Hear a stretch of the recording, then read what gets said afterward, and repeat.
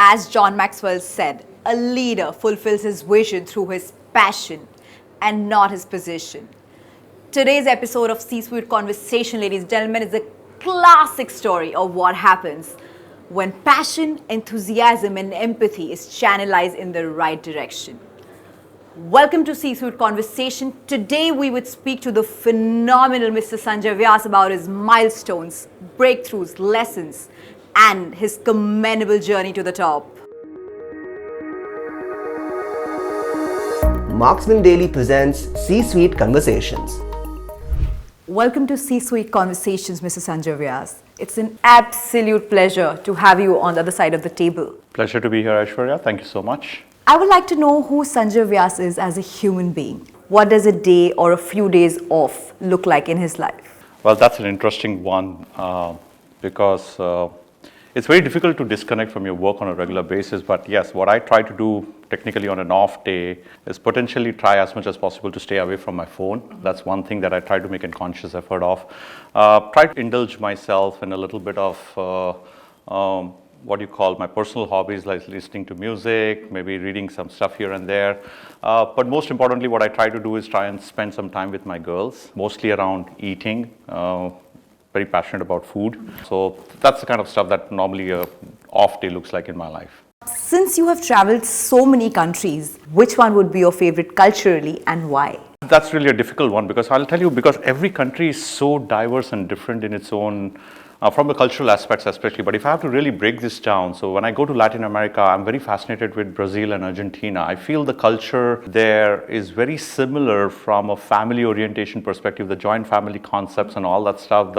The way they enjoy their music, their dances, their festivals is very similar to the culture that we have here in Southeast Asia or in India, a piece of it. In Europe, Germany and Switzerland are two of my favorite countries culturally. Again, very different. If you go to Germany, the Bavarian culture is completely outstanding and there's so much to learn from it.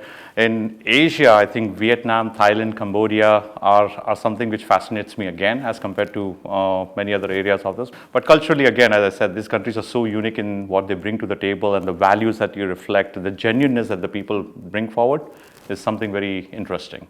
I would like you to share with our viewers your views on importance of failure and how should one perceive rock bottoms? Well, first of all, I always, every time I talk to people, especially the new kids on the block or the new Gen Xs, Gen Zs, when they come and speak to me, the first thing I said to them is, it's important for everyone to fail in their life. And because I think without failure, you'll never experience what it means to succeed. And the reason why I've failed myself personally, and believe it or not, there are times when in my career, even before I reached to this level where I am, there are times when I got laid off due to restructuring. I have failed in certain product launches, which was a disaster. But I think what was more important was the investment that you get out of the learning of that failure is something that keeps you going.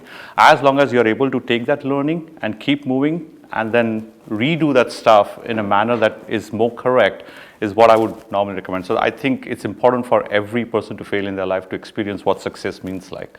What advice would you give to a young emerging leader watching this? I think the most important one I always tell young emerging leaders is always try to get a good balance of head, heart and guts. I think it's very critical because if you have to be a holistic leader, you can't just be headstrong, trying to make decisions with your head. You can't only be heart strong, where you're very emotional about making decisions, or you can't just make decisions take too much of risks as well. So balancing out your head, heart and guts and keeping people at the heart of everything that you decide is very critical. And that's what would be my one piece of advice to the young emerging leaders. All right. Would you talk a little bit about your top 3 life lessons? There's so many of them, but if I have to really list them out in the top 3, I think the one of them is I always believe that you should reflect back with all the experiences that you've had in your life. Take time to reflect back. I think I never used to do that more often because I was a very aggressive, passionate personality. But at a point in time, I realized that it's important to reflect back on the experiences that you've had. So that's one top lessons that I've learned. The second one is it's okay to be emotional. It's okay to cry sometimes. I think sometimes leaders feel that you can't show your emotions. It's not that you got to be strong, you can't show it out. But I believe that once in a while, I think it's important to do that. And probably the third important lesson, as I always say, keep your family at the top of everything that you do. I think family and relationships are something that makes you strong. The reason why you survive is because of them. I think you cannot forget the fact, and in all the priorities that you have in your life, whether you're the topmost CEO or anywhere, I think family needs to remain at the top of your every decision that you make. Well, I'm moved by that. All right. Thank you, Mr. Sanjay Vyas. It was an absolute honor to dive deeper into your life and understand you as a human being. The pleasure is equally mine, Aishwarya. As I said, it's been a good conversation. So that was our conversation with Mr. Sanjay Vyas. I hope his infectious positivity and unique vision towards life is something that we could all learn from and apply it in our own lives. This is your host, Aishwarya Sharma, signing off.